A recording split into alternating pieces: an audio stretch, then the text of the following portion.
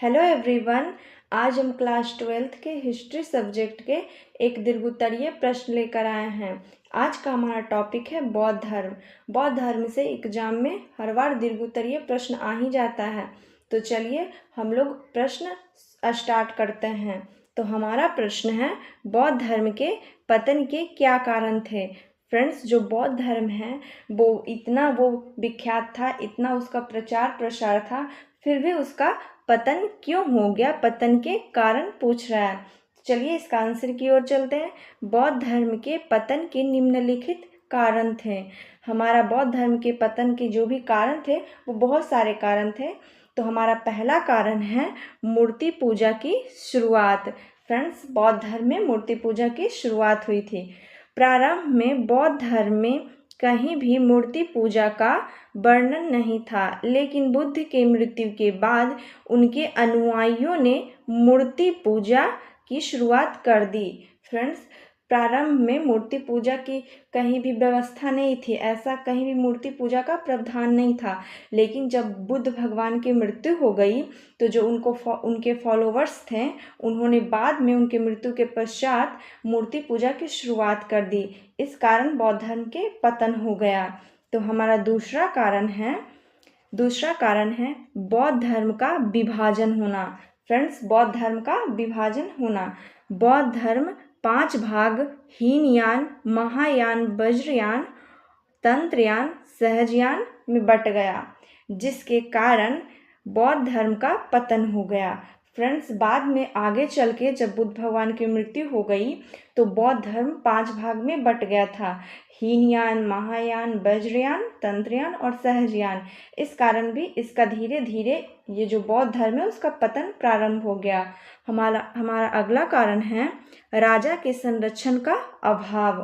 Friends, राजा के संरक्षण का अभाव।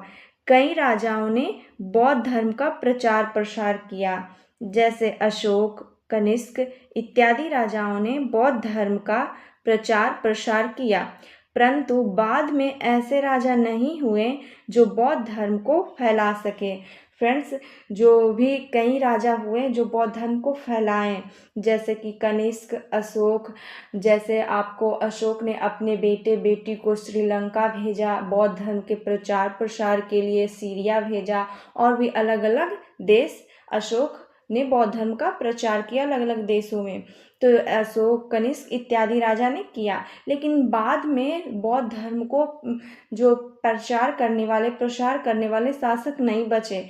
फिर प्रशासक थे जो भी शासन कर रहे थे, वो ऐसे राजा नहीं बचे जो बौद्ध धर्म को फैला सके।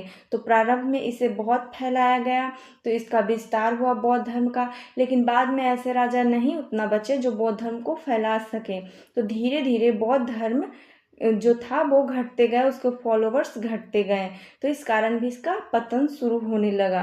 तो हमारा अगला कारण है, फोर्थ कारण, संस्कृत भाषा का प्रयोग। फ्रेंड्स, जो संस्कृत भाषा का प्रयोग प्रारंभ में नहीं था बौद्ध धर्म में, लेकिन बाद में संस्कृत भाषा का प्रयोग होने लगा। गौतम बुद्ध ने बौद्ध धर्म को लेकर जो उपदेश दिए वह पाली भाषा में था, पर बाद में उनके अनुयायियों ने उनके उपदेशों को संस्कृत भाषा में कर दिया।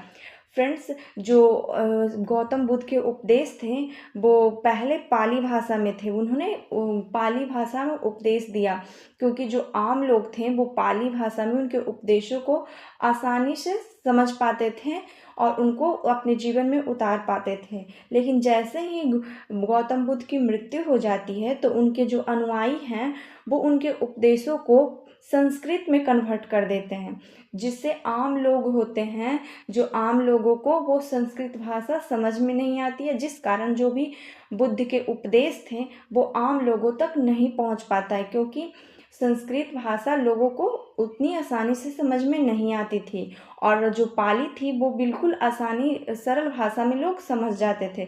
तो उस कारण बौद्ध धर्म का फॉलो भी लोग करते थे। लेकिन जैसे उनके अनुयायी पाली से वो जो लैंग्वेज थे संस्कृत कर दिए, तो उनके उपदेशों को आम लोगों तक बहुत कम ही पहुंच पाया, जिस कारण भी जो लोग थे वो बौद्ध धर्म को धीरे धीरे अपनाना कम कर दिए। इस कारण भी इसका पतन होने लगा। तो हमारा फिफ्थ कारण है बौद्ध संघों का पतन। बौद्ध धर्म में जो भी संत थे वे भ्रष्ट हो गए, वह बुद्ध के बताए मार्ग पर नहीं चल सके। फ्रेंड्स, धीरे धीरे क्या हुआ, जिस समय गौतम बुद्ध थे उस समय तो सब कुछ ठीक ठाक चल रहा था, लेकिन जैसे उनका मृत्यु हो जाता है तो उसके बाद बौद्ध धर्म में जो भी संत थे वो धीरे धीरे भ्रष्ट होने लगे। जो गौतम बुद्ध ने जो मार्ग बताया था वो मार्ग से भटक कर अलग मार्ग पर चलने लगे, वो भ्रष्ट हो गए थे। ये धीरे धीरे इस कारण से भी जो लोग थे उनको बौद्ध धर्म पर से जो थोड़ा विश्वास था वो कम होने लगा था, इस कारण भी इसका पतन शुरू हो गया था। तो चलिए हमारा अगला कारण है फिफ्थ कारण बौद्ध संघों का। ये तो फिफ्थ कारण हम लोगों ने पढ़ ही लिया। अब सिक्स कारण है मुसलमानों का आक्रमण। फ्रेंड्स, बौद्ध धर्म के लगभग 84,000 स्तूप थे जिसमें मुस्लिमों आक्रांताओं ने नष्ट कर दिया। फ्रेंड्स, जो बौद्ध धर्म के लगभग 84,000 स्तूप थे, अशोक ने भी बहुत सारे स्तूप बौद्ध धर्म के बनाए, तो कुल मिलाकर कहें तो लगभग 84,000 बौद्ध स्तूप थे।